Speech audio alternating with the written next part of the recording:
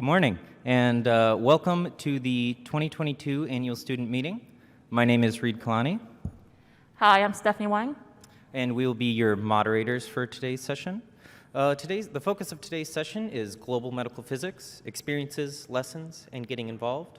We will have 4 speakers, followed by a 40-minute panel, which should fill the 2 hours straight till 10:30. So this should be a jam-packed session. Before we get started, I just wanted to make some acknowledgments of the committee that is putting this on. So both Stephanie and I are part of the Student Trainee Subcommittee who's running this session, which is headed up by Philip Wall, our chair, and Emily Thompson, our vice chair, and is supported by a host of faculty advisors as well. The AAPM, the Student Trainee Subcommittee consists of 18 members shown here, all of which contribute to a variety of different events both at the annual meeting and throughout the rest of the year. Those highlighted here we would like to thank specifically for helping put together this annual student meeting from the inception of the idea all the way till today. So as Reed mentioned, the AAPM Student and Trainee Subcommittee works on a variety of projects, and we just wanted to highlight some of the other projects that the members are working on. So the AAPM Students and Trainees Subcommittee promotes students and trainees' opportunities on social media. They also engage with other AAPM committees, for example, the Education Council, to provide student and trainee feedback. They encourage local chapter MedPhys Slam competitions, and they also plan and coordinate AAPM annual meeting events for students and trainees, which we'll talk about as well. If you're interested in joining the Students and Trainees Subcommittee, you can look out for applications in the fall. And if you're interested in keeping up with the AAPM Students and Trainees Subcommittee on social media, we're on Twitter, Facebook, and Instagram with the same handle for each platform. And I believe we will be posting about different events at the AAPM annual meeting. So this is a great time to follow us if you don't already. So some of the events that we'll have at the 2022 annual meeting will be the residency fair, which will be happening after this from 1 to 2 p.m. as well as 3 to 4 p.m. in the exhibit hall of this convention center. Also today, we'll have the final MedPhys Slam competition where different students and trainees will be talking about their research in 3 slides and 3 minutes. And that'll be happening in Ballroom B in the convention center from 4 to 6 p.m. And tonight, we will also have a students and trainee night out at Penn Social from 7 to 9 p.m. where you can meet other students and trainees and just have a good time. And if you haven't purchased tickets already, there will be a limited number of tickets available at the door. So in addition to the students and trainees events, there will also be a variety of events hosted by the Working Group on Student and Trainee Research, the WGSTR. So following this event, there will be the Student and Trainee Luncheon, where they will discuss building research collaborations in medical physics, how to establish effective research partnerships. And that will be happening in this room right after this presentation from 11 to 12:30. And tickets will be required for that event. And as on Tuesday, the Expanding Horizons Travel Grant Program will be having their poster presentations in the exhibit hall from 9:30 to 10:30 a.m. And we wanted to talk a little bit about our motivation for picking this specific topic. So as I'm sure many of you are aware, global medical physics is a growing topic within the AAPM. After going through a quick search of the virtual library and taking a look at this year's annual meeting program, we could clearly see an increase in the prevalence of presentations at the yearly meetings addressing this topic specifically. When putting together this session, we recognized this and wanted to take a different approach compared to past presentations. Since this is the annual student meeting, we thought the best way to approach this topic was through the experiences of those who have volunteered overseas rather than through data and broad goals as seen in many recent presentations. We understand that there are many students and trainees out there who are interested in looking to help, but aren't quite sure how to get started. Even within the AAPM, there is no central location of organizations which not only students, but also career physicists can volunteer with to assist with increasing equitable access to medical physics services in areas of the world with less than adequate access.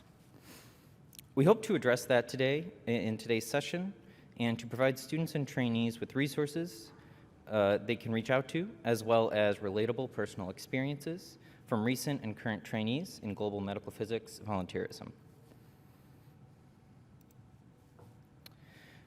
Now, just looking at some broad data, I know we said we were not going to reference data and broad goals, but just looking at some current data from 2021, a large majority of the non-developed world does not have equitable access to radiotherapy and imaging services, resulting in a decrease of the disease cure rate compared to the developed world.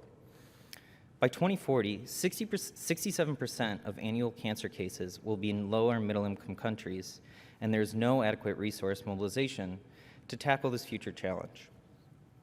Part of the lack of access is due to the lack of medical physics education in those countries.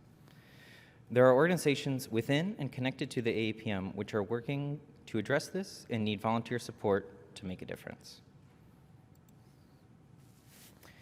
It is clear that when comparing the distribution of radiotherapy centers, for example, in high-income countries to those in low and middle-income countries, that there is still much work to be done to close the gap in medical physics services. With the resources provided by our speakers today, we hope to bring to light opportunities for those interested in global medical physics so they may contribute to reducing this gap in the years to come. Now, our first speaker is Dr. Wilfred Ingwa, who will give an overview of the state of medical physics internationally and highlight the AAPM initiatives and collaborations with outside organizations meant to address any deficits in education and training worldwide. Our second speaker is Dr. Afia York, who will first share her eye-opening experience volunteering in Ghana and learning about unique problems medical physicists face in low-resource areas. So following Dr. York, Dr. Ashley Rubenstein will share her experiences improving access to imaging medical physics with the nonprofit organization RADAID, with whom she has the opportunity to volunteer with both abroad in Morocco and Mexico, as well as remote international work. And lastly, we'll hear from Dr. Stephen Avery, who will use his experiences as an educator, graduate program director, and AAPM leader to discuss how students and trainees can find mentors and pathways to facilitate global health volunteerism. And following the speakers, we'll have a 40-minute long panel discussion where we can answer any questions that you guys may have for any of our speakers. So during the presentations, please feel free to submit questions at any time using this URL or by scanning this QR code, which will take you to a survey, just a form where you can submit any questions. And these questions can be for all of our panelists or for specific physicists. And we'll also be showing this slide after our presentations. So if you don't have a chance to get this down right now, you'll have an opportunity later too as well. So we'll just have this up for a couple of seconds for everyone to have a chance to write down the URL or scan the code. Okay. Should we bring up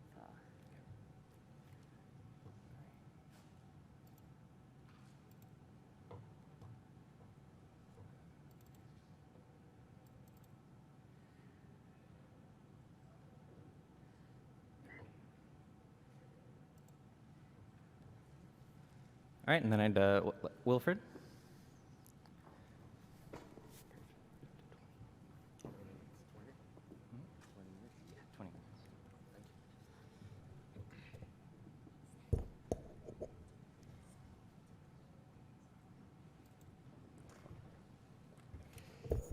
All right, good morning.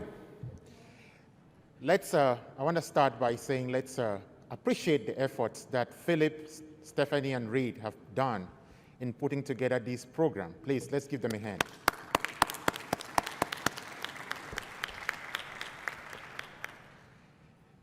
So I'm very excited about this program because I just want to start by saying that, I myself, I really believe that global health is local health.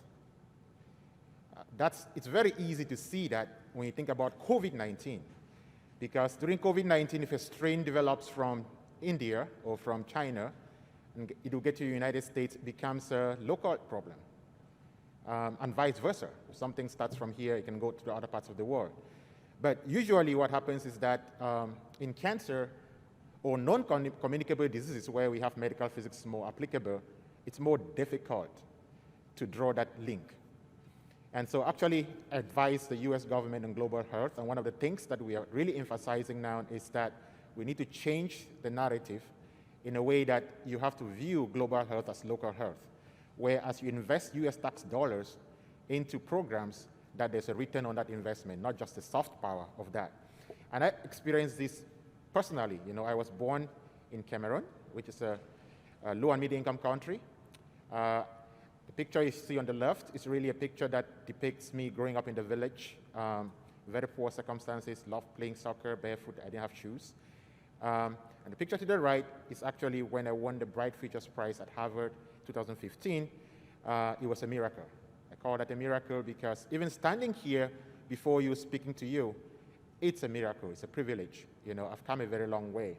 But I understand when you do anything for global medical physics, I know the impact of what it's going to have in a lower middle-income country, for example, because that's where I grew. The outline of my presentation, I'm going to start by just giving you some brief introduction. I'm going to talk about some of the AAPM efforts that are increasing access to global medical physics. And I'm going to share a few opportunities. There are a few, because there are many out there that you can probably access. So one of the things that I want to say from the introduction is that, Einstein said imagination is more important than knowledge. So for me, even standing here, that's part of the imagination. If you don't imagine something, you cannot be able to do it. And so what I want you to be able to imagine a world where everyone has access to quality medical physics, because there is a huge disparity in medical physics across the world. And all of you sitting here are the future. You can change that narrative. So I actually get up each morning looking at these statistics, and I think, obviously medical physics is not only focused on cancer, because diagnostic can cut across other things, but for me, as in the radiation oncology, you get up looking at these statistics and you're like, this is a monster. I'm a Marvel, even though I'm wearing Black Panther, my kids are Avengers fan. So they're in the Marvel universe. And I kind of view cancer as a monster. Thanos, if you remember the movie, very famous, he decided that he was going to wipe out half of the universe with the Infinity Stones. And guess what happened? What really happened is, if you look at these statistics, from cancer, 18.1 million cancer cases a year, 9.6 million cancer deaths, economic impact of $2 trillion and above. If you look at the person on the right to the left of you, one of you is going to develop cancer in your lifetime. That's the statistics. It's a monster. It's a monster. So how do we address that? I kind of picture this as the Avengers. You can think about surgery as the hawk. You come in there with brute force, you cut it out. Yes? You can think about chemotherapy, it's all over the place, like Thor, all over the universe. You can think about radiotherapy, which is my favorite, Captain Marvel. You can shine photons of light, you can damage the cancer. But I think of you guys as immunotherapy because, Spider-Man, you are young, it's one of the newest kid in town, but it can actually transform. People are looking at, because radiation therapy currently only targets what? Localized tumors, but if you can actually bring immunotherapy, you can also address, train your immune system to fight the cancer when they spread, which is what kills most people. And so I think Stephanie showed this picture earlier on from Dr. Wahab, from IAA Abdel Wahab, more updated one, not this one. But if you look at this map, what you see is that it shouldn't be that whether you live or die should not depend where you were born. If you look at the red map, red places here, these are places where you don't have radiation therapy access. It's very limited. And so that's an injustice that needs to be addressed. And I think that all of you sitting here can make a difference in that. And I just want to share these statistics in terms of training, since we are focused on education and training here. The Lancet Commission in 2015 kind of showed that by 2025, these are the needs that we're going to have. We actually think that these needs are underestimates right now. You have radiation oncologists, 7,500. You need medical physicists, 6,000 of them. We actually think that's underestimated. And so you are the future that can really make this difference happen. You can help in being able to increase the building of capacity of medical physicists across the world. And I'm going to talk about some of the opportunities soon.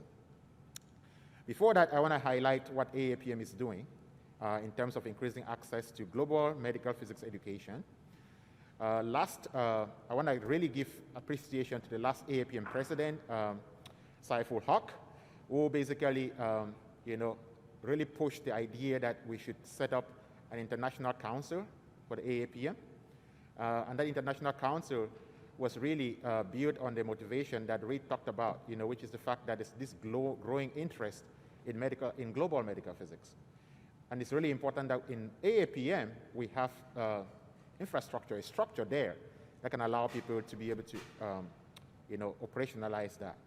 And I think that, so the vision here is to have a sustainable, measurable impact globally, think beyond the bunker where we are, and really have an impact globally.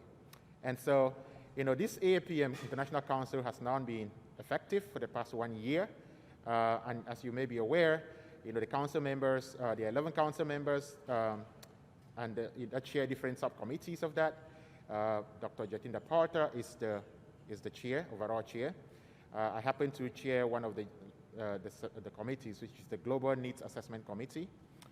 Stephen Avery, who is going to join us later on, we had a conflict of schedule this morning, is one of the chairs of the Education Committee, so he's going to join us as well.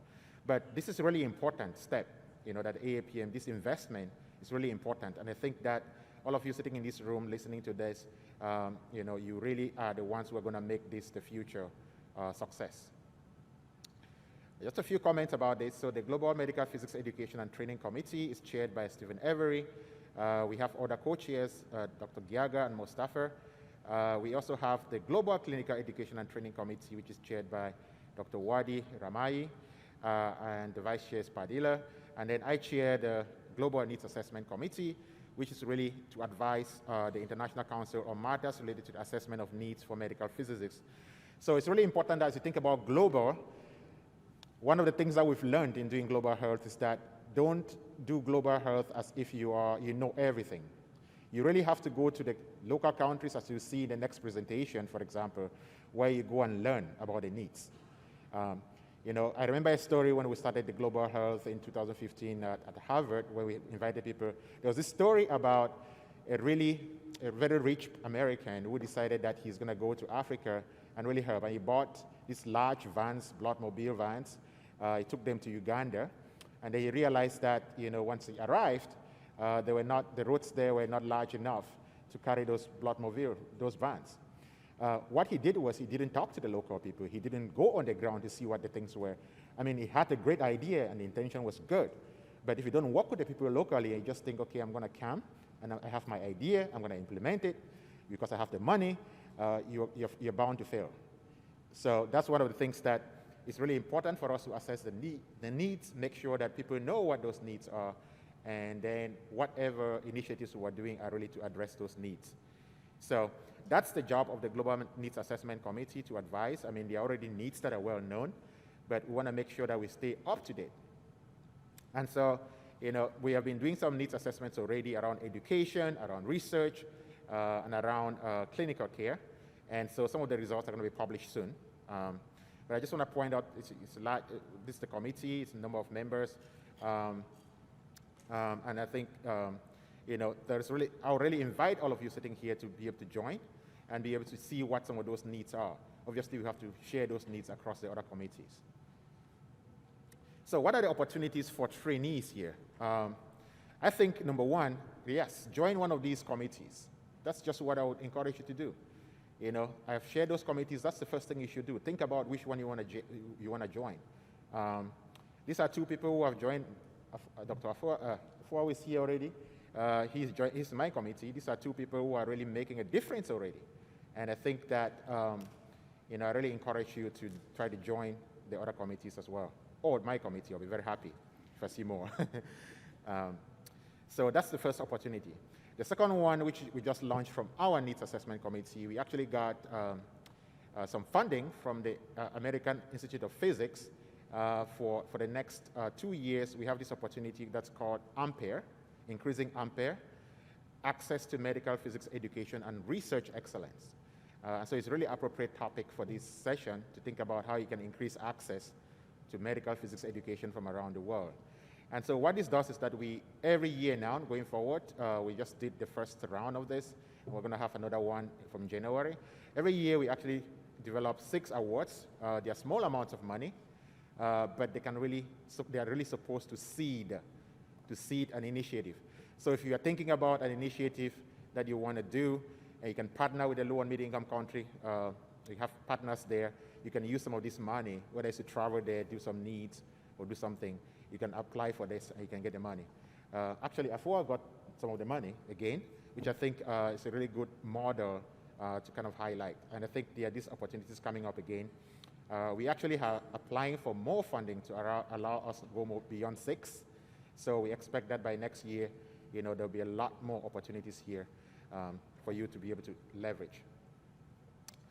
So there are other opportunities that people can do, volunteering.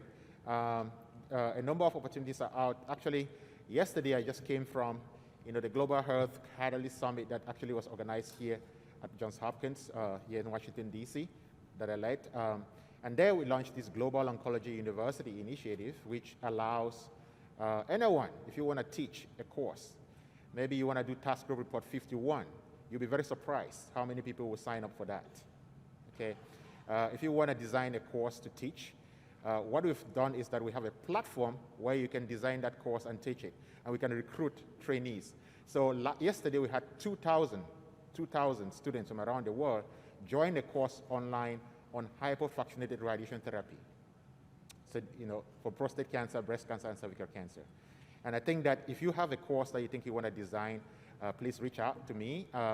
And you can even take another AAPM faculty member who can co-design that course with you. And you can have an impact globally, so that's really an example. So we're actually looking at developing a harmonized, and Dr. Avery, who is going to be here later on, developing a CAMPEP-approved medical physics program that can be, so that, it doesn't matter what low and middle income country you are, you can take this harmonized curriculum. So it's not, it's not like inferior. So you're not only having access to education in medical physics, you are getting access to the best, what you guys are getting, and that's really, really important to have that. The IAEA is very collaborative about that. We actually had Dr. May Abdel Wahab from the IAEA Rays of Hope initiative, and she's very eager, to be able to engage this kind of platform that we can use. So I challenge you, if you really think you want to teach or educate, and you're wondering, COVID-19 has helped us realize that you have infrastructure now, you can teach, you can sit in your PJs on a Saturday morning, and you can have an impact across the world. Yeah, so really, please think about that. Other opportunities, so I would say that, I've seen from Harvard and other institutions that 1 year of your residency is really a research year. Some people give that if you're doing a campus residency program. I really encourage you to pick a residency project that's global. Find a mentor, who can help you do global health during that, and then you can have an impact. So you have 1 year dedicated to that. One thing that, Stephanie and Reed shared here about the opportunities to network is really, really important as well. Peer mentorship.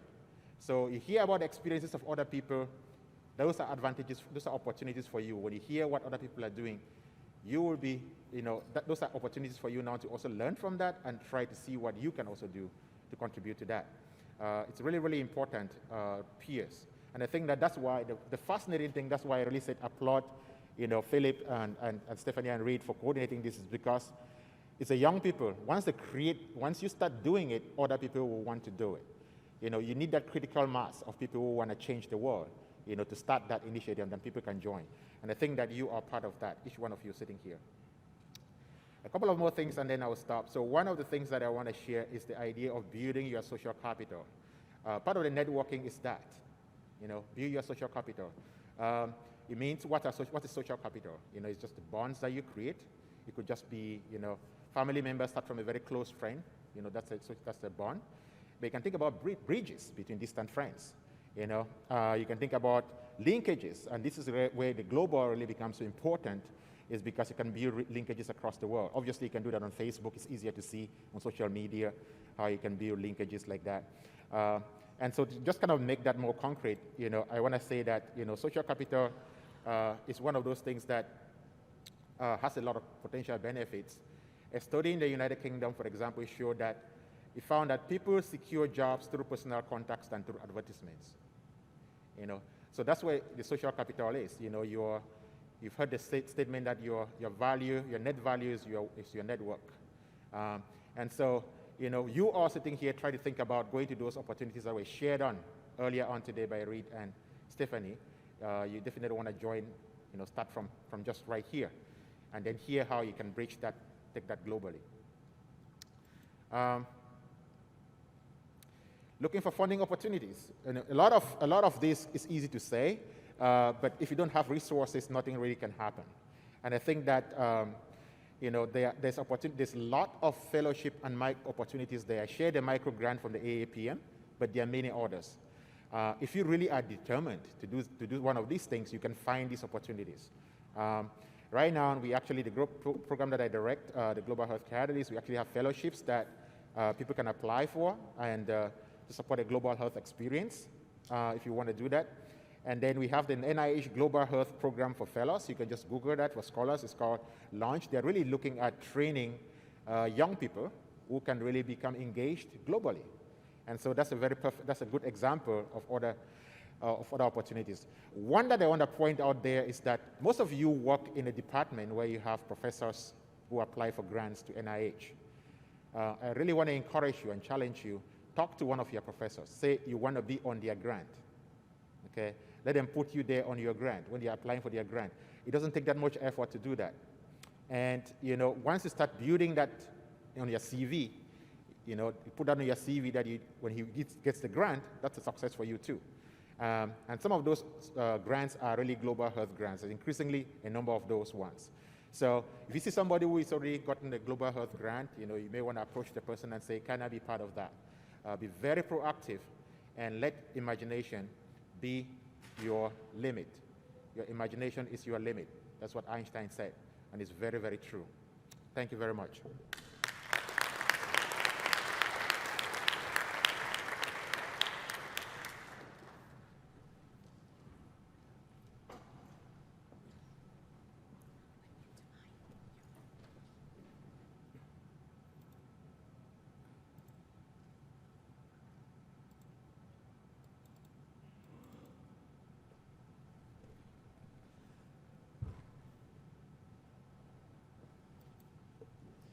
Thank you very much, Dr. Ngwa, for a really good segue into my presentation. And thank you to the committee for this invitation. My name is Afia York, and I'm going to give you my experience as a trainee in global radiotherapy. So in his last slide, he asked us to be proactive and us to be put on our, any of our professors who might have grants. And that's one of the things that I did as a trainee and got my first training grant. And I also have the AAPM International Collaborative Grant. And disclosure, I did not review this grant. Will did not review this grant. I completely recused myself. So in case you're asking, I'm on that committee and I got a grant. No, I was not there. I just submitted the grant. So mostly, I'm gonna, give you an overview of radiotherapy practice in low middle income country, mostly my experience. I'm from Ghana. How to get involved in radiotherapy as a trainee, in global radiotherapy as a trainee, fostering, continued relationship and collaboration, which I cannot iterate enough. and sort of like stitch all my experiences together, to give you what I have done so far. So in 2019, after I finished my PhD program, which I had a really not so great experience, I needed to take a step back to know if I wanted to continue doing research. I took a trip back home. Here I was, had finished my PhD. I've acquired some knowledge. What can I do next was the question that I was asking myself. So I went to the Confanoche Teaching Hospital in Kumasi.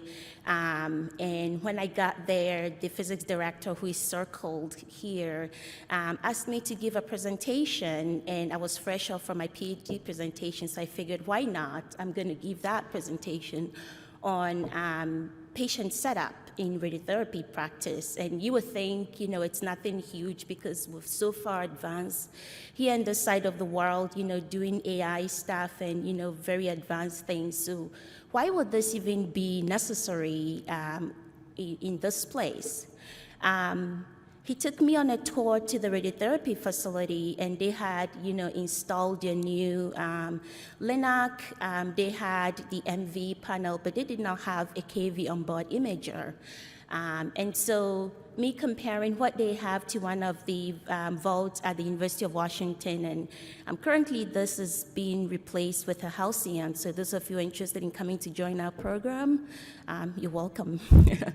And so through this trip, I realized that my work is going to be needed here. So I talked to Dr. Addison, and later on he contacted me after my visit and told me, I have a student I want you to work with. She's interested in working with you.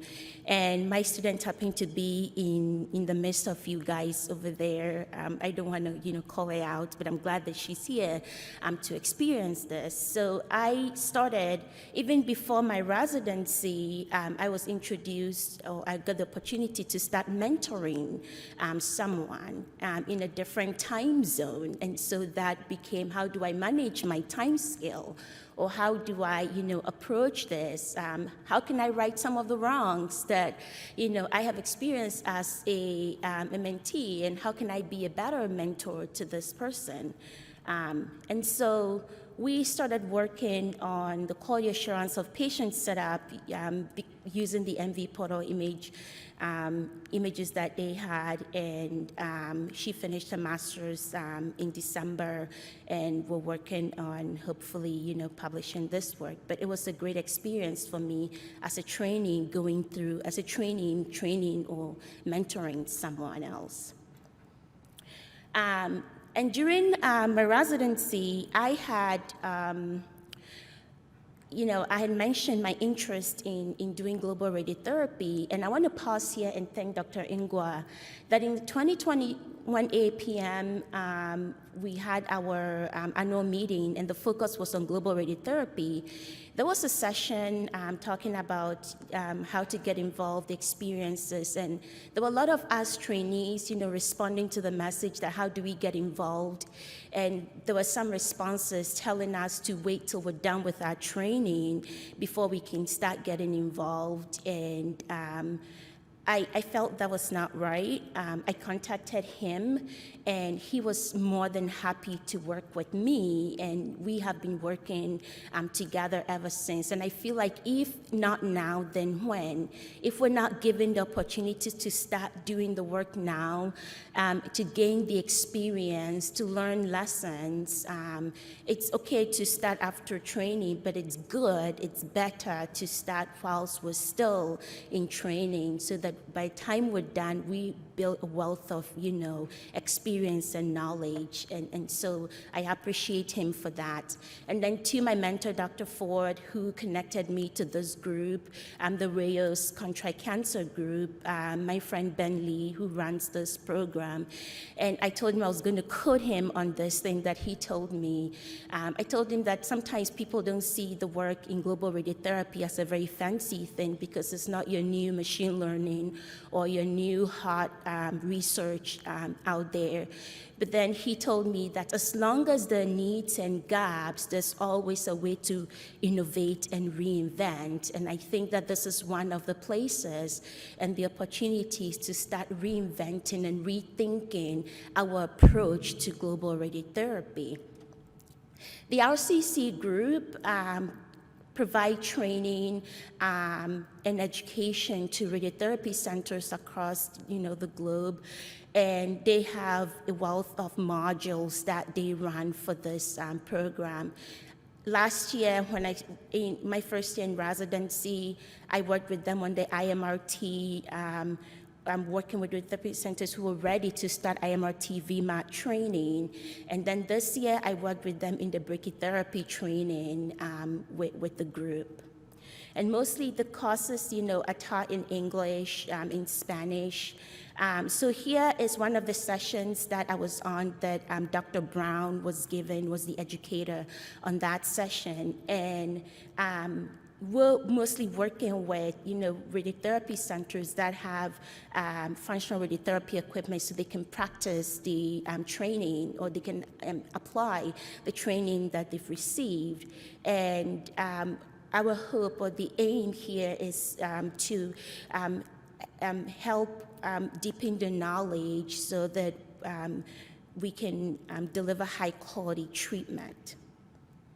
During these kind of educational, sessions, we're encouraging the participant to get involved. So we have poll sessions where we have a polling questions just to start, the conversation. Or the times that we give, homework problems. You don't have to, it's not like it's due, but it's a way to get feedback from the participants from these places. And also, these sessions happen weekly, and it's like a 1 hour duration. So we get a lot of, individuals logging on and participating from different time zones. And if you ask me, it's been a really great joy working with people from all over the world to see how excited they can be. And the next slide, you can see the smiles on their faces and how excited people, are. And some, we get about 90 people joining into the session. This session, we had over 60-something people joining into the session. And so currently, in the RCC group, we're currently, working, we have this IMRT VMATS class ongoing with the Electa Foundation that have been very supportive for this educational process. And these modules, as I mentioned, are taught in English, in Spanish, and French. And we have multilingual educators, so that because we have multilingual people joining the platform in order to, diversify the experience so that other people, feel involved and not left out. So now this is where you ask me, how do I get involved as a trainee? We're constantly looking for moderators. We're looking for educators. We all have taken a lot of didactic courses. I think we're ready, we're prepared, we can do this. And so connect with the RCC group, connect with us. You can send me an email. Any way to get you involved, to get you started. We're happy to hear from you and listen to you. So I'm going to skip over this slide because Dr. Ngwa has mentioned that as the global needs, you can get involved. And this is one of the ways that I started getting involved. And I'll also skip over this slide, but if there's anybody online, we're increasing our participation for our needs assessment survey. So if you can take a minute and scan the code and then, fill out the form, our physics survey, that would be very great. We'll appreciate that. How did I get involved as a resident in my research? In 2020, when I started my residency, I did a pilot study in 13 countries, 13 centers in 6 countries, and this map has been shown over and over again, so that tells you how important this work is. Through this survey, the aim was to investigate the physics, medical physics quality assurance practices in these centers. Through this survey, we noticed that one of the centers that we surveyed, given the ratio of the population of patients treated per machine and the quality assurance needs that they were reporting, we needed to zero in into the African continent to increase the research and see what kind of story that we can see there. And this is what led to my diversity supplement grant. And then this grant allowed me to take a trip back to Ghana, and this is one of the joys of that trip, that I got introduced to another student who could not be here, had a presentation, but would be presented on her behalf. And when you take a country like Ghana, you see that the stress on a country of over 31 million population that has only 3 radiotherapy centers cannot be stated enough. And that tells you how much this work is needed and how we need to, pay attention to this. And the history of this country, starting from 1960 through 1975, up until, the first radiotherapy center was in 1960. And as you look at the history, and up till 2011, where the number of radiotherapy centers was increased to only 3, that was, there's still more to be done, and that's why this conversation needs to keep going. And these are the 3 radiotherapy centers in those countries. If I'm rushing, it's because the time is telling me that, and I need more time. So when I got there, we saw that there was work being done, and I realized that this kind of work needed exposure and education. And so I wrote a grant that would support students to come through to the University of Washington to gain extra experience and education to make this work richer. And the student had developed a local, a lung phantom, because they cannot afford to buy the fancy, equipment that we have on our side of the world. And so making this work, she got a roll-on ball, drill a hole through, wood to mimic, a tumor in the lung, so that an SBRT-like program, can happen in Komfo-Anokye Teaching Hospital, where so many people coming from the northern part of Ghana come to treat, but then do not finish their treatment because of transportation, accommodation. So shortening the treatment process for these patients is the best way to go. But how can they deliver this with high fidelity without running a program first to know that this can be administered? And so here she was, here she is, running her program. And this work shows that this is very feasible and it can be done. And so we're going to continue that collaboration through our university. And that's my first charge as an assistant professor, to work with her to complete this work so that we can implement that at the Komfo-Anokye Teaching Hospital. Going there, I learned a lot through this process. At the University of Washington, we would do our morning check with a beam checker. My first experience was seeing the students set up, solid water blocks, put in an iron chamber in between, and then doing warm up. And I was like, okay, there's a lot to learn here. I have not seen this before. So if you don't go to see the needs and to see how people do things, it's easy to, go through your internet and just assume that you know what's going on. It's better to go observe, learn. Don't act like you know everything. In my institution, this is what we do.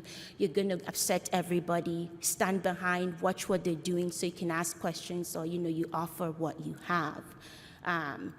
We saw that most of the challenges was machine downtime. It's because power fluctuation, and through doing this work, you give the data to the government to see that, if the power keeps fluctuating, you're gonna, ruin your Linux, and when Linux are ruined, longer machine downtime, patients don't get treated. So working and collecting these kind of data allows us to work with the government to implement policies and effect changes. We saw that there was work to be done in incident learning, but then we noticed that, some of the people, the hospitals also had, like peer review chat rounds and stuff like that. One of the joys of my visit was I got to work with some of the departments in transforming most of their, manual records into electronic records. And then now we got to see, we need to, do some quality assurance on the machine. And so that was really good, working with them to transform manual, paper-based work into digital work. I have this already. And what's a trip without, taking lots of pictures, making memories, seeing people, and putting in a selfie in between.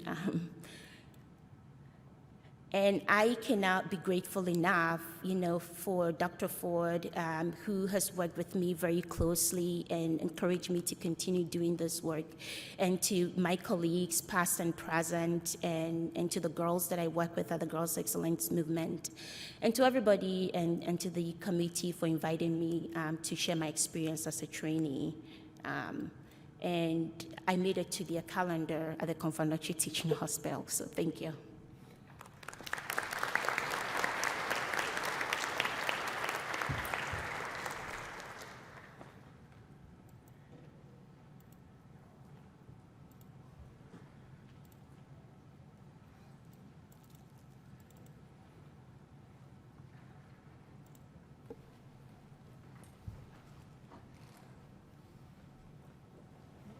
Thank you, everyone. I'm Ashley Rubenstein. I'm currently at Henry Ford Health, but today I'm going to talk about my experiences in residency. So I was at UT Health Houston. So the World Health Organization estimates that over half of the world's population either lacks or has inadequate access to radiological services. And this is especially true for advanced modalities like CT or MRI. Often, even when there is access to radiological care, it's not high quality care. So this picture shows an ultrasound system being used for maternal fetal medicine in an outdoor clinic in the Dominican Republic. So when there's a lack of radiological services, this is going to cause large healthcare disparities. If we look at CT imaging, and we compare high-income countries to lower-income countries. In high-income countries, for one CT scanner, it can service about 25,000 people. And then looking at low-income countries, one CT scanner covers almost 1.7 million people. So global medical physics outreach efforts can help to lessen the gap between high and low-income countries. I was lucky enough to get involved with this as a resident, and I've continued to be involved now as the director of Rad Aid Medical Physics, but I really want to focus on what I was able to do as a trainee. So I started off by working with a collaboration between the IAEA and UT Health in Houston. I was originally interested in developing a low-cost CT phantom, and one of my advisors at MD Anderson put me in touch with Eva Medel Baez. So Eva is a therapy physicist in Puebla, Mexico, who realized that there was really no imaging physics being done at her institution. And so on top of her full-time career as a therapy physicist, she decided she wanted to start to implement a quality assurance program in imaging. And then also a radiation safety committee. So I took 2 trips during my residency to Puebla, and in those trips, I kind of gave her and her students a crash course on imaging physics testing. She was able to have equipment donated from the IAEA, and so we worked with that equipment and equipment that I brought to Mexico. And over the years, we still communicate as she continues to push for quality assurance in imaging. So through this collaboration, some of our findings were Looking at their CT, the pediatric head CTDI was above ACR limits. Adult head CTDI was above guidelines. So these are things that when we're looking at CT protocols, they're relatively easy to adjust. But no one was looking at them before. We found mammography compression paddle deflection was well above the limits. We found that they were using manual techniques instead of automatic exposure control for every patient with their radiographic units. Looking at the illuminance, so light shining down in the reading rooms, it was too high. They had windows open, shining right on the monitors. Simply putting a curtain in front of the windows can really help the radiologist reading. The luminance from the view boxes was too low, so not enough light was coming from the view boxes to see their film. And finally, this is a big one. Leadership was not really receptive to suggestions by Ava. She came to them with this list of problems that we found, and they essentially said, if there were problems, we would have known about them by now. So this is something that she's continually had to work with. So when I was having these issues in Puebla, I heard about a radiologist at UT Health, Latifa Sanhaji, who I knew was doing work in Morocco, where she's originally from. So I came to her asking for help with some projects in Mexico, and she basically said, oh, you're a physicist, we don't have any physicists working with us, so come join us. So in 2019, I took a trip with 5 radiologists, 3 radiology residents, an internal medicine physician, an administrator, and then I was the medical physics resident. We worked with several Moroccan physicians, both in radiology and then more general medicine. We started off our 10-day trip in the main public hospital in Rabat. So what I was doing the first couple of days is just taking an inventory of equipment, because it's not always easy to find out what they have. And what I found was a lot of this equipment was either broken or it wasn't being used in an optimal way. But while I was going around doing this, the radiologists were giving radiology lectures. And I think we learned a lot giving these lectures there. I think there are some difficulties with lecturing to people. There were some language barriers, which I'll talk about more.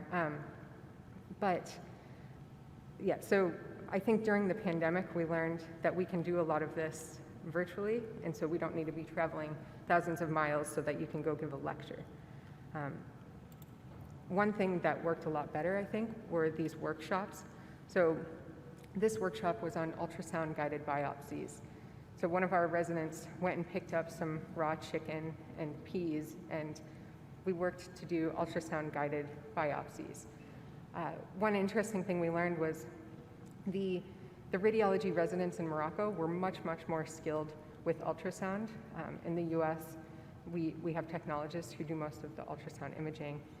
So there was a lot of learning happening both ways, which I think is much more useful than just lecturing at people. So for this workshop, we were using these donated portable ultrasounds. So what I did as a physicist was just tried to optimize the image quality for our radiologists here. So that's what I'm doing in this picture. When I went around looking at all of the equipment, I just want to cover some of the issues that I found when I was doing this. So one was that the light field to the X-ray field alignment was very far off. This is something that in the US, we never really see much deviation between the light field and the X-ray field. And so I went in thinking, oh, we wouldn't even need to test this. But what was happening was it was so far off that lungs were being clipped in the images. And so this could lead to re-exposure if you want to get the full lung field. And it was also causing irradiation of a lot of unnecessary area. So you can see that in this other image. So if you're trying to get a chest X-ray, you want a clear view of the lungs. You don't need all of this down here. But you can see there are also these artifacts. And talking to the technologists, they say, yes, there are these artifacts, but there's really no one to come fix them. So they're just getting by with this. found that the CTDI was being misreported. So for a head CTDI, they were using a large phantom. You're seeing a lower CTDI than what it actually should have been. There was a lot of concern talking to the technologists about their radiation exposure, but I don't think that there was a good understanding of the utility of radiation badges. This is one badge that I found here under a printer. No one was wearing them. They were just mostly sitting on a shelf. And so I think either it just wasn't being communicated to them what their badge exposure was.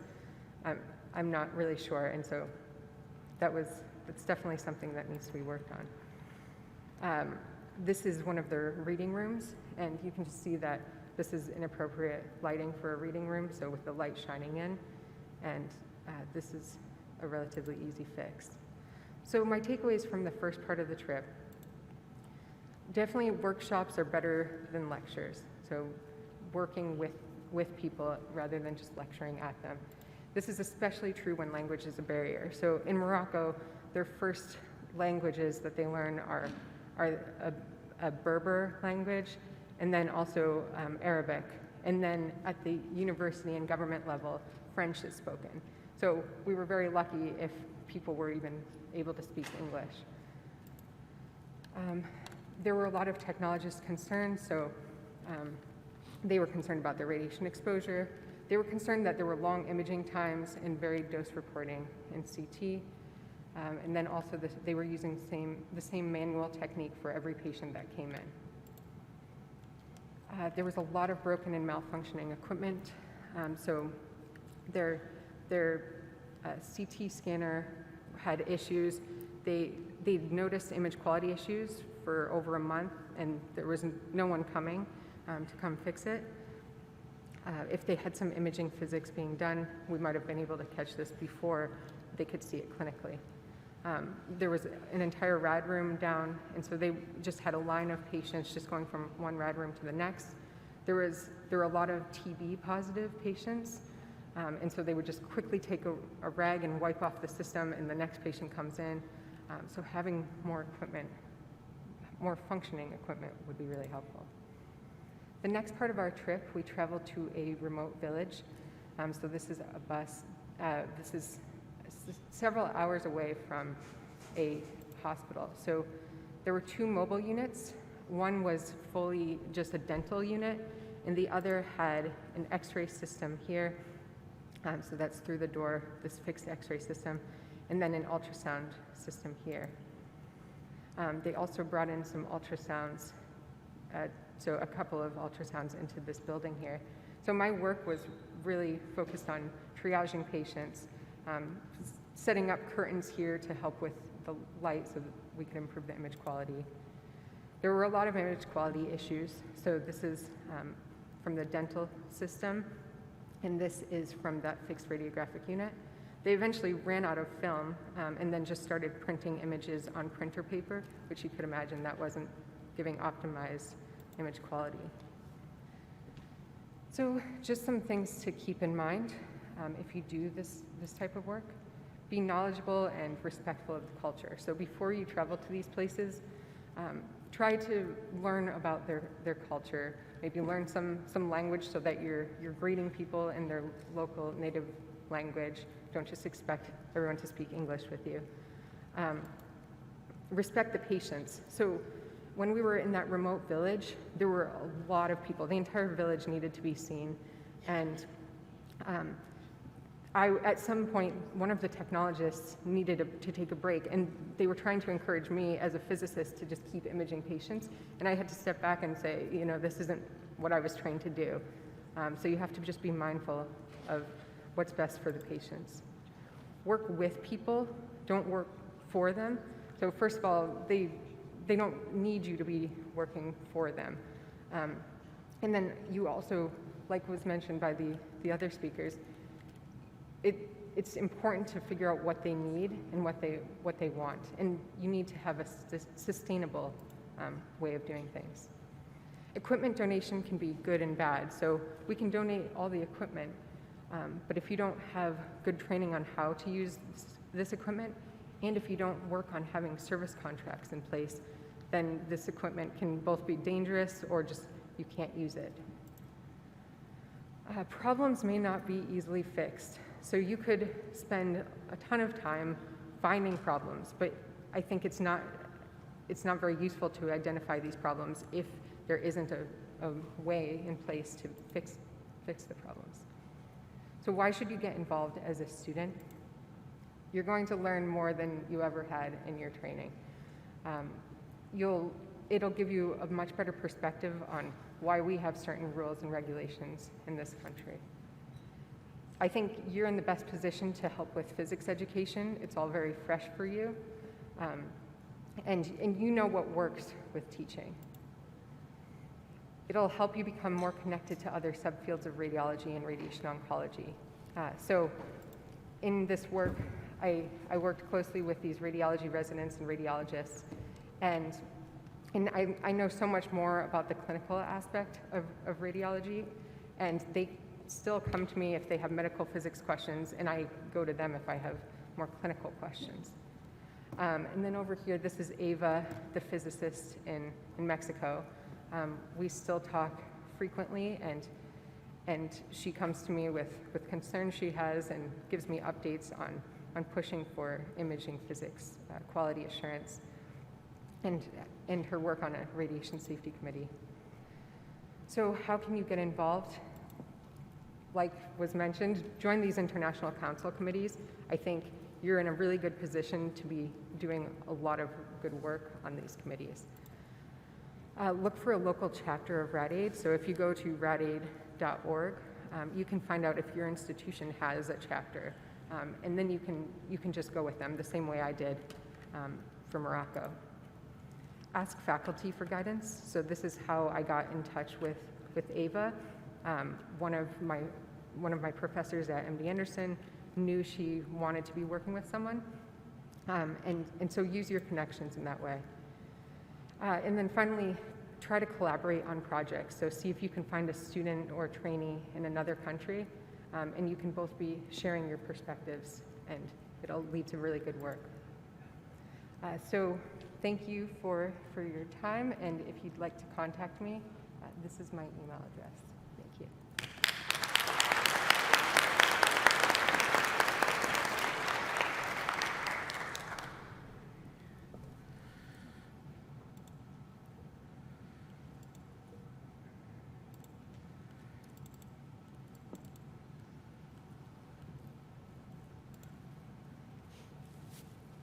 Dr. That's you? Perfect.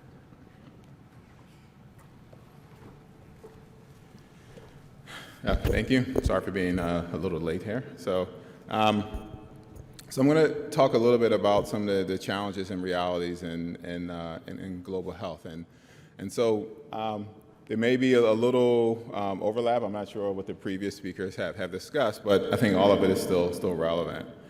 So first, I just want to start out with a Lancet report that we recently published. And so the Lancet report had many commissioners who were from the continent that participated. And again, I just want to point to this quote from David Kerr, that we have seen too many reports, too many words, too many good intentions, too many families torn apart, too many excruciating, painful deaths to see yet more delays in taking collective action to accelerate cancer control in sub-Saharan Africa. So basically, we need to stop talking and we need to start doing is I think the point of that quote. And so this is just a picture of the launch that we had in Ghana. We had the First Lady of Ghana there and many of the commissioners that were involved in it. And so the report, one just figure I just want to pull from the report is, shows the new cancer cases and the new number of cancer deaths that are expected between 2020 and 2040. And you can see with the top line there was sub-Saharan Africa, and again, you can see how much faster it rises versus the other regions in the world. And so we know with the pandemic that is recently still kind of lingering around, but it's still here, that kind of took the spotlight away from cancer. I think cancer was really, starting to to show. I mean, it's always been a pandemic, but I think when COVID came up, people focused on that, and so hopefully we can come back to it. I mean, we need something similar like PEPFAR for HIV and AIDS, where we saw that once that spotlight was put on that, the whole world focused on it, and right away you saw the results and the impact from that. And so it's a similar type of need for cancer. And so, since this is APM, I'm just going to just focus on radiotherapy, but there are many challenges, successes, and opportunities throughout this commission report, and I do encourage everyone in here to take a look at it and see like what areas you think may be of interest and areas that you think you can contribute. So for radiotherapy, challenges are that there's low or not many radiotherapy units available in the country. The workforce is an issue, and that's a theme or idea you hear over and over again. Limited access to training and teaching. Maintenance of machines, having service engineers is something that's rare in the continent. Sometimes parts may sit on a loading dock for months before they can even get to the clinic, and so that's something that we need to overcome. Some of the successes are there have been more Linacs that have been installed in the country. I mean, you have True Beams, you have Halcyons, I think there's even a proton center in Egypt that's supposed to, come online. So things are happening. Mainly north and south, not so much in sub-Sahara, but things are happening. Also, just remote therapy planning hubs, provide more support for services. We see that using ICTs has been a real benefit. And some of the opportunities is looking at maybe regional centers, a regional cooperation between, for treatment, for training. That's an idea that I think, we've been discussing and that may work, is that if you have, let's say, for example, in East Africa, if you have a center, say, in Kenya or Tanzania, that can serve Uganda, Rwanda, Ethiopia, and all the other surrounding countries too. And so that idea may work, in order to really address some of the issues that we're discussing. So the many calls to action, I think for the purpose of this, I'm just going to focus on building and maintaining the workforce. But again, depending on what your interest may be, I know this session is about how can we get the younger generation involved. I think that if you look through the report, you will see, you may see something that is of interest to you, and then that way you kind of know, that's the first thing, like, what is it can I do? What is it that you do? This is a huge problem. We need many people from many different areas. So the 2015 report showed the numbers that are needed. We need physicists, oncologists, therapists, we need across the board. And it's 2022, and we're still here. And so we have to we have to change the paradigm, so we definitely have to treat, we have to do something different from before. And so this idea of a global oncology university is something that we have been, trying to develop and actually get something like this accredited. So the idea is that you can do online or VR training and combine that with training on the ground. So if you can have, let's say, a program in Tanzania where they may be able to teach 85% of the curriculum, 15% they just don't have experience, like they don't know anything about treatment planning or dosimetry. Okay, we can do an online course in order to fill that void until they have the teachers who have the expertise in order to take over the course. So that's the idea. I mean, I know some programs can cover the whole curriculum, but I think the idea of this is that we can supplement or whatever is needed, but we can do that remotely. And you can see here the list of people who are already involved and have contributed to this idea already. So some of the impacts from a model like this is that we can overcome some of the barriers. It's not that we don't charge anything. Tuition is free. This is volunteer work. So if you can contribute an hour of your time to give a lecture for one of these courses, that would be great. I mean, last year we did a course for University of Mali. Mali just started a new master's program. They didn't know anything about dosimetry, so they said, can you guys help us? And so we did a dosimetry course, totally online. Mali's a French-speaking country, and we even recruited people who spoke French.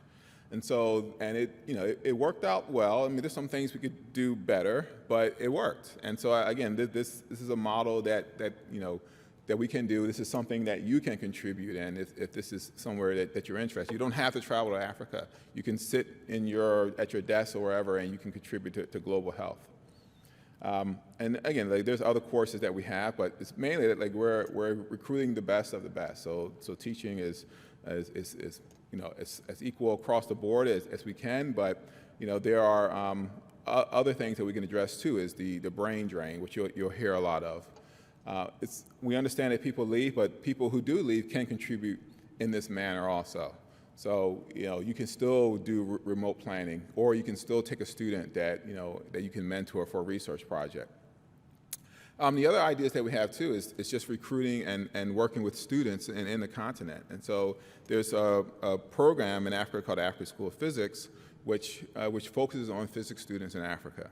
And so this program has many parts. There's a student program where there's a 3-week intensive school. There's about 70, 80 students that participate. We have over 500 applications for this. There's a 1-week conference for the alumni. We go into high schools.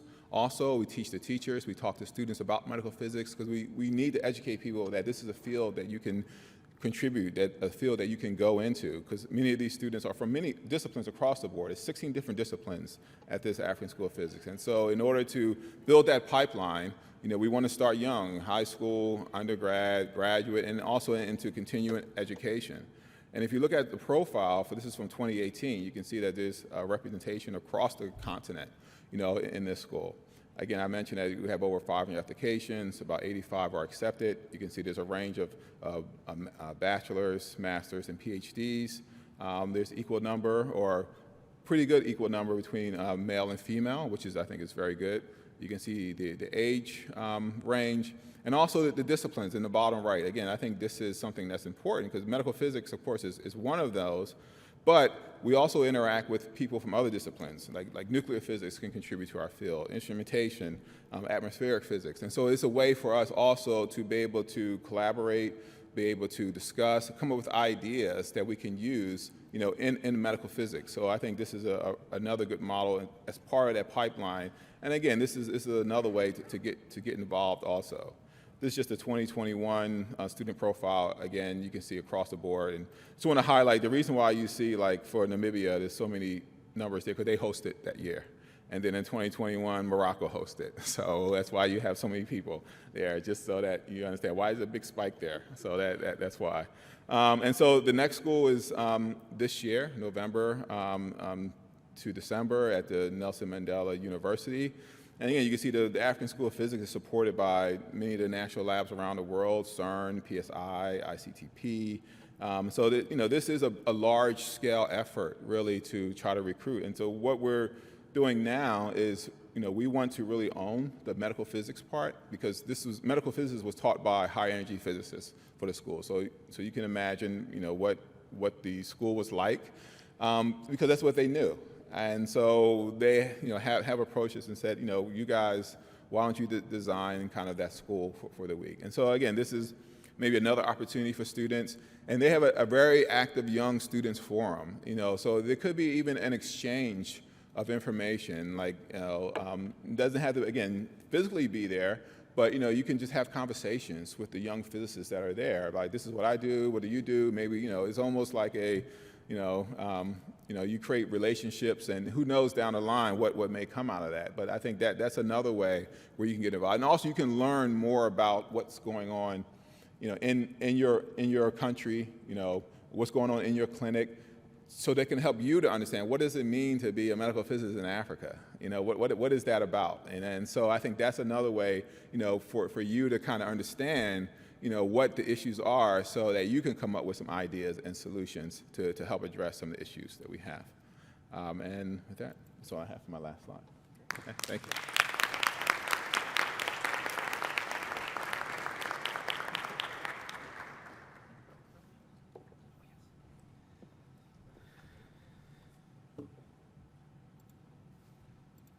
All right, thank you again to all 4 of our speakers for those wonderful presentations. Next, we're going to move on to our panel discussion and Q&A.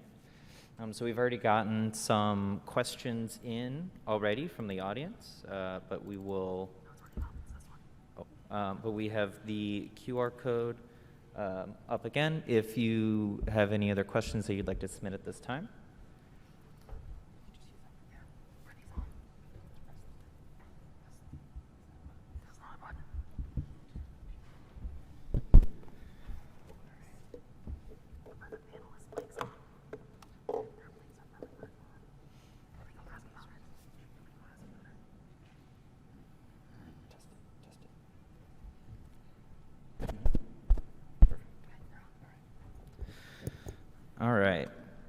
To get started with our questions, we have a question for Afia and Ashley. In your experience working abroad as a trainee/recent graduate, did you feel confident in your skills in teaching others? And do you have any experiences or tips that helped you transition from a trainee in the U.S. to teaching in different countries?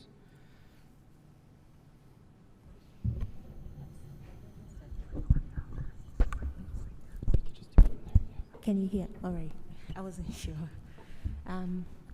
So I have an experience when I went to one of the clinics in SGMC in Ghana. The first day that I got there, the magnetron had broken down, and they had to replace it. And once they were done, they needed to like steer the beam and do a flatness and symmetry check. And so the physicists there had left, and it was just trainees who were practicing as physicists and didn't know what to do. And immediately I started panicking inside because they were looking at me to be able to do this. I guess my experience to you guys is, you know more than you think. And in that moment, I just got very calm and remembered that this was a device that I'd used before. It would just take, a couple of sort of navigating through the software on the computer. I remembered, setting it up and stuff like that. But when you encountered with such a situation, stay calm, remember the things that you have done. Don't, the fact that they're looking at you for answers doesn't mean that you have to assume that you know what you're doing. It's okay to say that I'm not so sure, and sometimes you'll be surprised that when you Google things, you can find answers and you can start talking amongst yourself, and eventually you both come to, a solution. But I was, in that moment, I was lucky enough that I'd used the device before, and so we were able to come together, set up the beam checker, steer the beam, measure the flatness and symmetry, and everything was okay. But that might not always be the case for you. But remember, you know more than you think you do. I feel very similarly. I definitely lacked the confidence before traveling. But I think I did a lot of reading beforehand. But in the end, I think, like you said, you know more than you think you know. There was a Siemens mammography system, and I had never tested a Siemens mammography system before. And they were looking at me to show them how to test it. And so I just quickly emailed one of my coworkers, asked them to find a manual to send me. And then a lot of the testing is the same, and you figure it out as you go. And just don't overstep what you know, but fall back on what you do.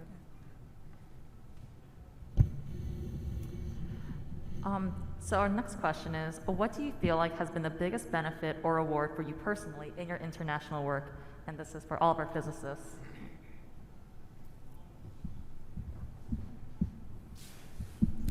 Thank you. All I get is just one, that's all. I think just learning about, how medical physicists work around the world. I think I may have taken it for granted that my world was, that's all I knew, until I had the opportunity to go to other countries. I think that my first trip to Tanzania, I remember, going into the clinic, and I wanted to actually work in the clinic. I said, I wanted to see, what is your day like? And so, I kind of shadowed a medical physicist throughout the day, and it was just really eye-opening to me of, first of all, how much they have to do. The medical physicists, they run the therapist training program, they run the clinic, and they need, education themselves, and so they're trying to kind of improve themselves, working on a PhD. It's so much that they have to do. Then your machine breaks down. Now I have one machine, and I have people that travel 12 hours. It's just a whole different experience. And so that's one thing I think has been, that it's eye-opening, but I think that's something that I really have come to appreciate. And I want to learn more about, how other people, do medical physics in their country, because it's not a one-size-fits-all. I think there's standards across the board that we all want to follow, but actually how it's practiced is very different.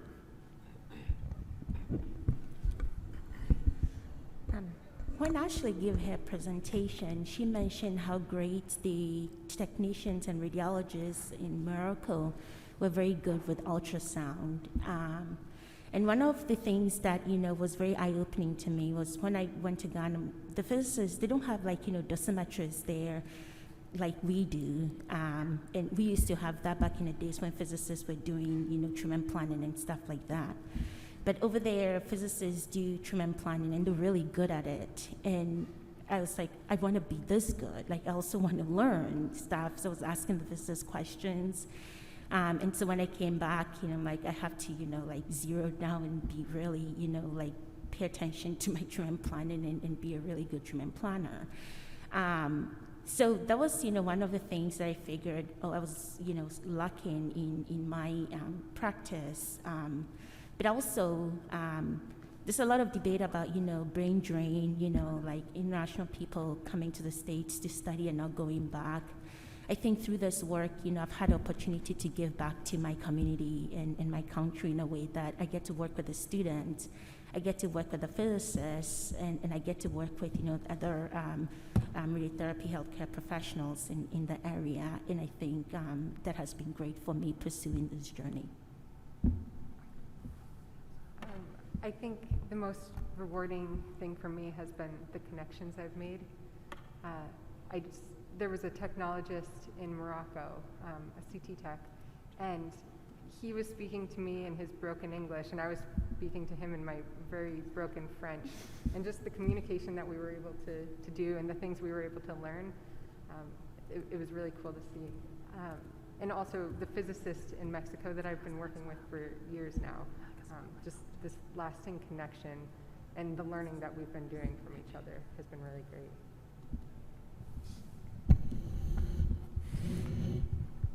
So I would say two things. Number one, the impact. The impact. So if you think you are valuable here in the United States, if you are level 2, when you go there, you are level 10. Let me explain why. So like she said, but don't be too, don't overstep, because when you go, there's definitely a lot of things that they think that you should know. And so you may want to, maintain that reputation and then overstep. But let me give you the example. So one of the things that I noticed was when I gave a talk at a conference in Nigeria, and after the talk, it was about, so I was invited by the IAEA, and after the talk, some of the medical physicists pulled me, not just one, a couple of them, and they said, they are not confident about the quality assurance that they do in their clinic and how much they really appreciated the talk. They didn't know that if you're going to do imaging for a pregnant woman or a kid, that you had to make any adjustments. So basically what I did was I sent them one of the AAPM task group reports, and then we discussed that. But, they learned from that, and they were very, very appreciative of that. And one thing they told me, a number of them, was that the culture is such that people usually work in silos. Or unlike here, where there's a lot of multidisciplinary care, when you don't know something, you ask, you ask your colleague. Usually even the doctors, when they come out, you are supposed to have known that. And so there's always that insecurity of going to talk to somebody and ask them about something. And if you don't do that, guess who suffers? The patient. The patient suffers. This is not only true for medical physicists, so it's also true for the radiation oncologists. So one thing that we did a course, Stephen mentioned that they did a course in Tanzania. So we actually got funding from UPenn that he organized a workshop in Tanzania. And we've done some of this stuff online already, which was just to contour. So basically you give the radiation oncologists the anatomy, the software Prono that Electa now uses, So it actually has artificial intelligence that allows you, you can just go in there. If I give you the prostate, for example, you can contour the prostate, the rectum, organs at risk around that. And so you just give the doctors, the radiation oncologists, and ask them to contour. The good thing about the Prono software is that it can tell you where your misses are and things like that. And so you can be able to compare that with expert contour, you know, and you can see how well you're doing. Without being judgmental, you know, you can do that over many times and nobody's really judging you, looking over your shoulder. But then we did do a pre-course assessment and a post-course assessment. And what we found was good and bad. One was very shocking. So number one, the good part was that there was a huge jump in skill level. Scale of 1 to 5, from 3 to about 4.5 for most of the people, which was significant. These were people who have been practicing, you know, for years in radiation oncology. So we're very excited about that. So they increased their skill level. That was wonderful. But then guess what? You have to then ask yourself, what have they been doing until then for all those years? Okay? And that was for me shocking in the sense that you could see the impact of what you were doing, but you could also, and you can't blame them. So it's part of, that's why this session that we have here is really important, is because you can't really blame somebody because that's how they were trained in that system. It's not no fault of their own. And so the continuous education opportunities that we have here in the United States that we take for granted, you know, there's that great need. And so like Stephen mentioned, the Global Oncology University platform is actually really one where if you want to design a course yourself, if you came up with something and you think this is something that maybe you've gone to one of those conferences, you've identified a need, and something that beats your heart, you know, you can sit here, you can decide, you want to do that, you can design a course and teach that, and the impact actually is very significant. The second thing I want to say that I also learned is that the use of information and communication technologies is really something we really need to explore more. I think it's a positive discovery. I would say this is a positive one because COVID-19 has actually taught us that, right? You know, all of us were restricted in our homes. We couldn't do a lot of telehealth infrastructure has been set up. That's been done now. Before that, even when we were talking about online learning, nobody wanted to listen to that. But now that infrastructure is there, you can, you know, you can really have an impact here. And so that overcomes the geographic barriers. And it tells you that even while you are here in this room or in the United States, you can have an impact 4,000 miles away, you know, just by using information and communication technologies. And so there's a huge, with artificial intelligence. So I don't think even when you do your residency, like when I give my talk, I mentioned choosing a project to do. It doesn't have to be, do I do global health or do I do artificial intelligence? If you're excited about artificial intelligence, you can actually use that for global health impact as well. You know, you can really use some of the things that you are doing to have that impact. And artificial intelligence, for example, in that case, I just explained in contouring, developing a kind of software, you know, you can really, combine those passions. So for me, I really think that why this is really important is that you can have a major impact even. Because today, if they fired you from your clinic, they will replace you, you know, in 1 week or maybe the next day. If you go to one of these low resource settings and there's nobody's there, people are going to die, you know. So the impact is much, much higher. Could I add to that? So right now within RADAID, we're working with a program in Guyana, and in this country, they didn't have a training program for radiologists. So RADAID helped set up a radiology residency for them, and the physicist volunteers get to teach these future radiologists physics, and so you're helping to train the first batch of trained radiologists in the entire country. And so yeah, the impact is really amazing. Wow. Great, thank you all. And this is another question for any of our physicists up here. So we have an audience member who is currently a medical physicist working in a developing country They see a lot of discord in workflow and quality assurance due to a lack of training. So then how do we ensure that these training programs discussed today are sustainable and retain the resources to keep running for years to come?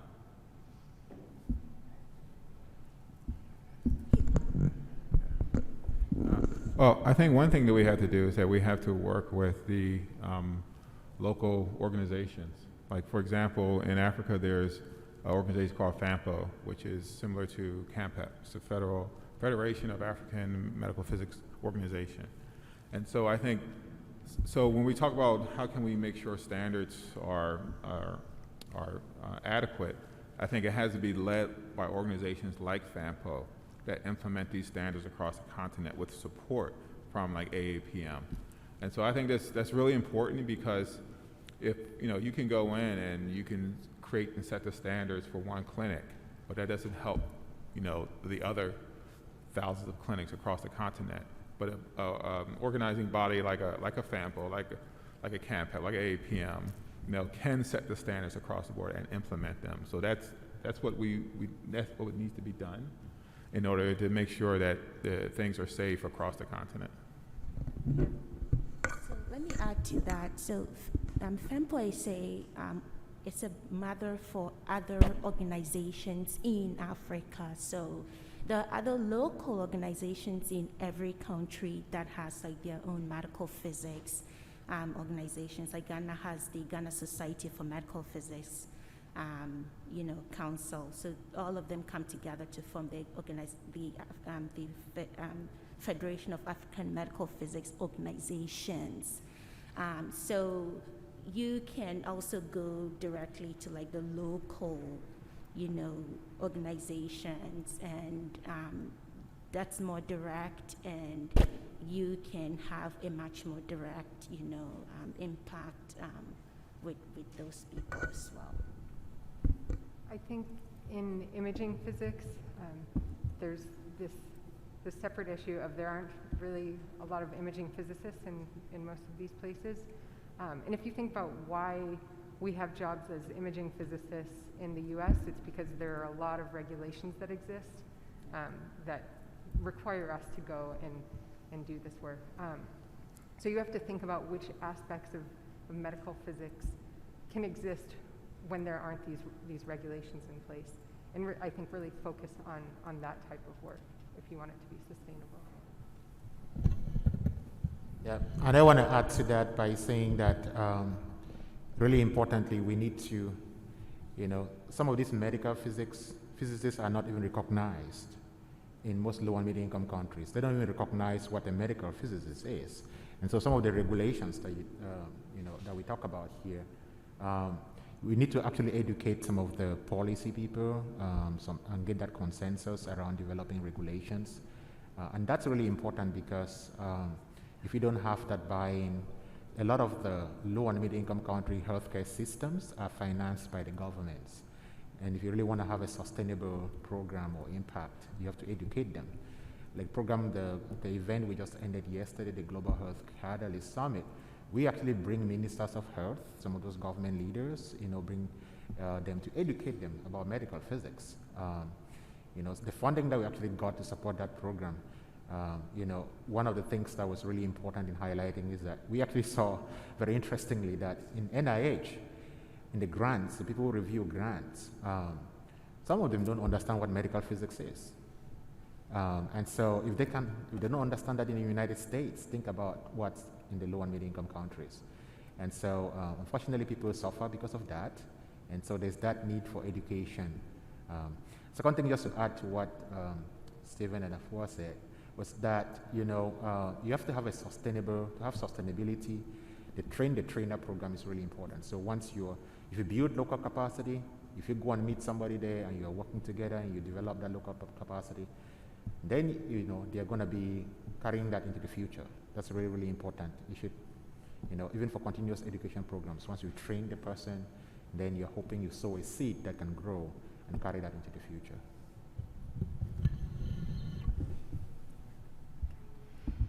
Thank you, guys. So the pandemic was mentioned to take away focus on cancer care globally. So how have you seen the pandemic impact your global medical physics work and outreach? Can I take this?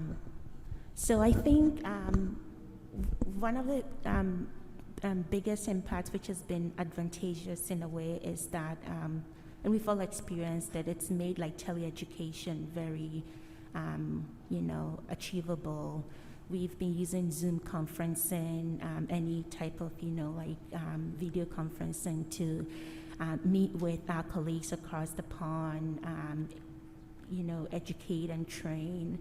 But if we all know anything about education and training without, hands-on experience, as Ashley mentioned, like work with them and not for them, we haven't been able to go to work with them, which has been the disadvantage.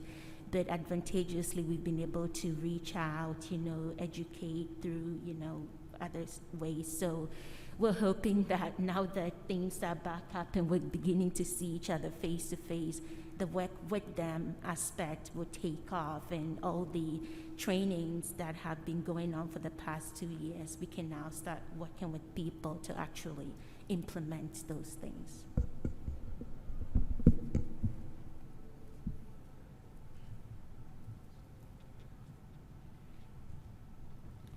Yeah, I just want to add to say that, yes, COVID has definitely had a devastating impact. The Lancet Commission that Stephen showed, for Africa in particular, we know that there was a 30% increase in the mortality rate for kids, for children, between now and 2030. And some of that's related to the access, because of the restrictions during COVID. And I would say access to radiation therapy is even more important. So if you think about those restrictions that did not allow people to be on site to deliver those services, then they did have that impact on patients, survival. And so I think that all of that's not documented yet. There's still a lot of work that needs to be able to quantify some of those, that impact. But it definitely had a significant impact.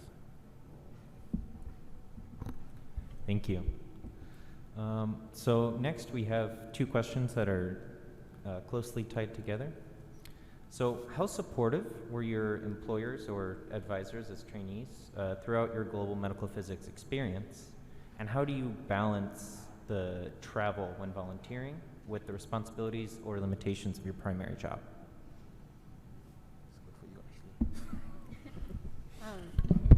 I was very lucky to have very supportive faculty in my residency. I think for those of you who aren't in residency yet, that could be a good question to ask during your interviews, is would they support this? I think if you have good faculty, they'll understand that you're not just going and doing work in another country, you're doing a lot of learning. So you're just coming out a much more well-rounded resident. And also, don't just talk to the physicists. If you have a chance, talk to the chair of radiology or radiation oncology. See how supportive they are of global medical physics projects. See if there's financial support. Because if the institution can be helping you travel to these places, I think it makes it a much better experience. Yeah, I agree. Right from day one, my department was very supportive. But I think as a resident, when you're going to leave, you worry about leaving work behind for your co-residents and how it's going to impact them in your absence. And I think having colleagues who understand or are ready to pick up where you left off or cover for you is very important to you being on this journey or traveling, because you go for a month and who does the QA for you? Or how do you, talk with them to maybe do your QA before you leave, so that if there's any other, workloads, they're able to, do that in your absence. So I think that's one of the conversations you also want to have, like with your co-residents, so they don't feel overwhelmed in your absence. And also in transitioning to, faculty position, I think I was very active when I was looking for jobs, and I think some people were not very enthusiastic about that. But ask those questions, if you're applying for positions, ask them, like, will you be okay if I left for 1 month? Is that okay with, because you want to be there for a continuous, time. You travel, you're jet lagged. 1 week is not enough to do enough work. So sometimes you may be away for 3 weeks or 2 weeks. Would that be okay with your fellow, physicists in your absence? Is the department willing to give you extra days when everybody else gets like 20 days or so because they understand the kind of work that you're doing? Are they willing to support your travel and stuff like that? So those are things that you need to think about, and those were things that I was thinking about, because then if you go to a place that have very few physicists, then your absence creates a lot of burden on the remaining physicists who are there. And so those are all the things, like along the way I was asking and, getting advice from my mentors, like think about these things, ask about this, let them know this is what you want to do. And the support was very overwhelming. All the places that I interviewed at, I told them I was going to do this. They were like, bring it on. We're willing to, work with you. So ask those questions, make it clear this is what you want to do, and the support is there. And be thankful for your co-residents too, if you have one, yeah.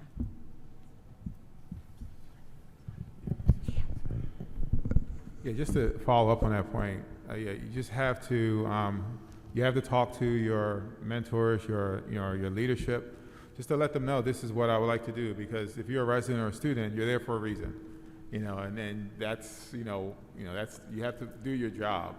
But in addition, I think departments understand that this is a need, but how can we fit this in, and how can we support you? And so I think it's probably what I find to be probably most helpful is that if you really want to do this, you should come to your mentor or your boss with a proposal to say, okay, this is what I want to do, this is how I want to do it, this is how I think it can be financed. Because that way, instead of just saying, I want to do global health and do this, they're like, okay, how are we going to do it? I think it's better if, and plus, you come to them with an idea that fulfills your passion. Like, this is what I want to do, this is how I think I can do it. And maybe then you can start, you have something that you can start working with and developing, but it starts with kind of where your interests lie. And it makes it easy for everyone. Like I said, people are interested, they want to do these things, but how do I do it? Because, this is something that, this is not the reason why I brought you here. In addition, though, if you have a department that has a very active global health, program, that's a plus, because then in that way, again, I will still come with a proposal to say how you fit into that program, and so I think, you really have to be proactive in that, and so that, again, you meet your needs and you meet the department needs, so it's a win-win situation. Yeah, and I want to add a couple of things. Number one, when I gave the talk, I mentioned about funding. So if there's one thing that your department understands very well, it's cash. Okay? If you apply and get a micro grant, if you get something, that brings visibility to the department, that does something. It facilitates the conversation with your department chair or your mentor to say, okay, I really want to do this thing. Believe me, if you got a $6,000, even that $6,000 micro grant for your institution, they're going to try every way to let you do it. So they understand the power of money and think about opportunities to partner with your faculty mentor, with your department in grants, and even identify those grants. There are increasingly a number of them that can give you protected time, actually, can provide you protected time. Career development grants are there that can give you protected time for you to focus on the projects that you really want to do. The second thing I want to mention is that that's why I was very excited. That's why I said you should applaud Philip and Reed and Stephanie for taking this initiative to organize this. Because guess where change starts? It starts from all of you sitting in this room. If you guys really want to do this and you really demand it, departments are going to change. there's going to be change in policies. Look, the International Council that was started was, because of that great growing momentum that as we introduced of people interested in global health. I think that there's an opportunity where you can really say, and there's been that discussion, Stephen, you may correct me if I'm wrong, where they're thinking about what are the times when we could actually protect some time during your residency training or some part to have a global health experience, even for a summer. So I think that you can demand it.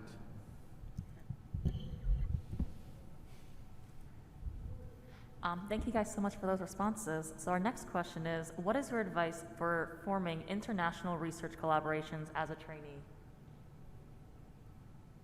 As a trainee, should I? Yeah, let me just start since I have the microphone in front of me, and then I'll pass that along. Advice would be, again, get some funding. It really helps. If you want to get a research collaboration, get some seed funding. It doesn't have to be a lot. Sometimes your institutions actually have internal grants that you can apply for. If you make a compelling case, that's going to happen. If there are no other opportunities, then you can look at external opportunities where I can tell you the NCI Center for Global Health is increasingly providing opportunities for Gaudi International. It's not easy to apply for this. That's why we are trying to get some of these resources for AAPM as well, so that you can apply. If you apply for funding, it's more easier to seek that kind of collaboration. The micro grant that I mentioned earlier on, the requirement for that is actually that you start a collaboration. AFUA got one of those grants, which means you identify that need or you do something with a collaborator in low and middle income country. That's the way to start it. And then from there, you can actually apply for more funding from the preliminary data that you generate.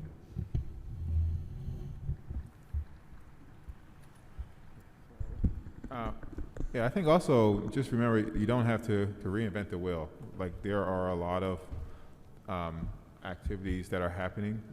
Like Dr. Ngwa mentioned, we just had this Global Health Catalyst meeting where the whole focus was building collaboration. And so, like I said, global health is a difficult problem. It takes, it's a lot of moving parts. It takes a lot of work, So to develop one on your own is possible, but again, you have a day job too. So it's other things that you have to consider, how much time you have to commit to it.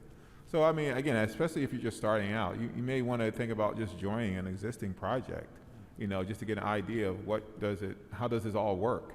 And then, once you are part of something, then you can think about maybe developing something, because you've built a network too. So, because you have to have different people and partners in order to make it work and to fit into your schedule. And to quickly add on to not recreating the wheel, so the way I originally got involved with this work was to create a low-cost CT Phantom. And in my mind, I was trying to recreate our ACR CT Phantom. And the more learning I did, the more I realized that a simple, cylinder of water is sufficient. So, yeah, really figuring out what's actually needed is a good place to start. And also, I would say, start small. You have an idea, explore it. That's how I came into mind. I was going through the IAEA website. I noticed that, the disparity is really clear. There's very few, toy therapy distribution across, sub-Saharan Africa. Some of them were transitioned from COBOL to Linux. So I started asking myself the question, so what is happening in terms of physics quality assurance? And so I explored the idea, and you don't have to start with a grant. I didn't have a grant when I started, but exploring that idea led to other grants. So start small as a trainee, and things, will fall into place, I suppose. Yeah. Great, thank you so much. So how have you seen politics impact global medical physics outreach? And what advice do you have for trainees navigating any political conflicts that might arise through global medical physics outreach?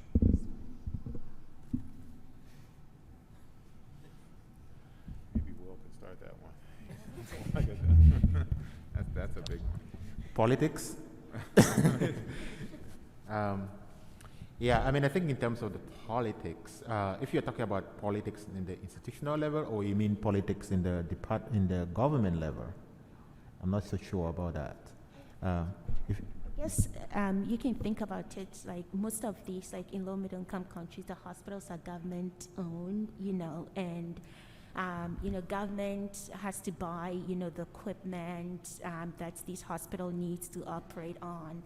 And every political party wants to come in and say, I improve, the hospital system. And once they leave, the other one doesn't want to continue the work that was done by the previous government. And so most of these places find themselves, having to start, over again, or waiting for that promise that was made by the previous government to be fulfilled by the next government, and it never happens, which can be very detrimental in terms of cancer care, because now people's, they're playing politics with people's lives, and that, has been a really big challenge, because if I put in Linux, then you vote for me the next time because that's going to be on my campaign, but then you don't do it, the other person doesn't want to do it because it was not their promise, so it's a very complicated issue, but yeah.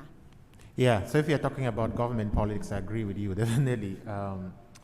I'll just share, some of the experiences we've had is that, that's why I said educating the policymakers, the governments on medical physics is actually one of the things you really have to do.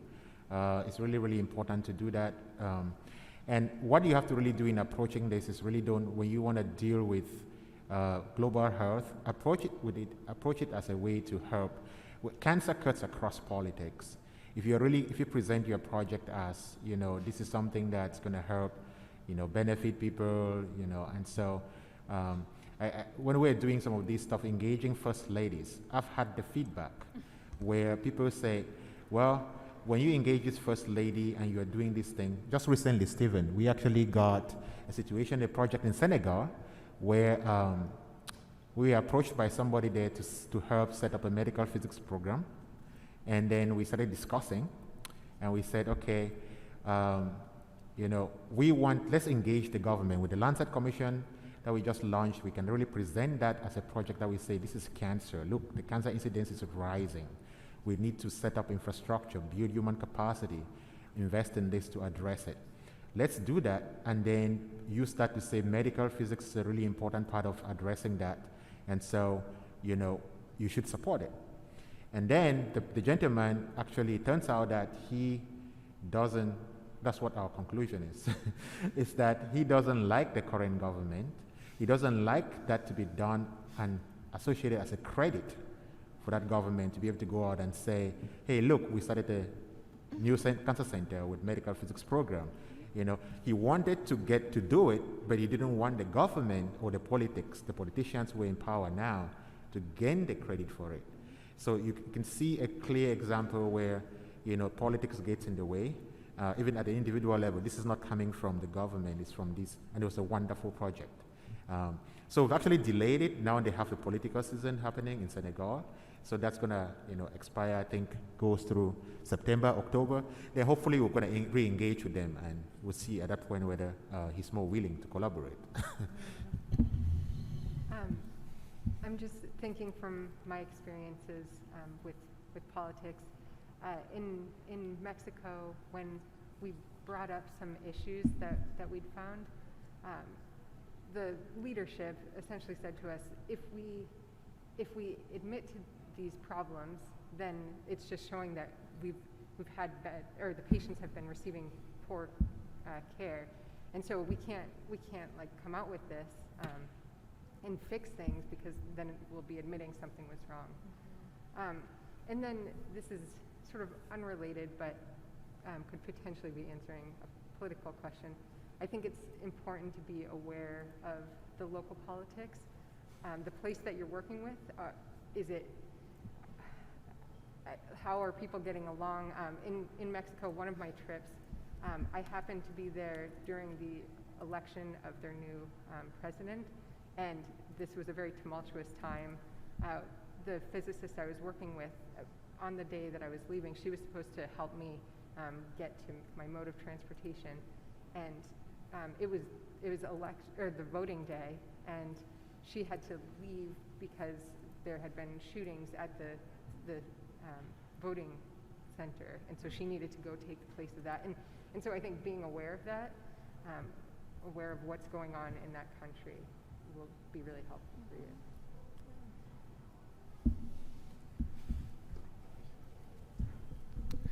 All right, that is all the time that we have for the session. If we could thank our speakers one more time for their presentations and their answers.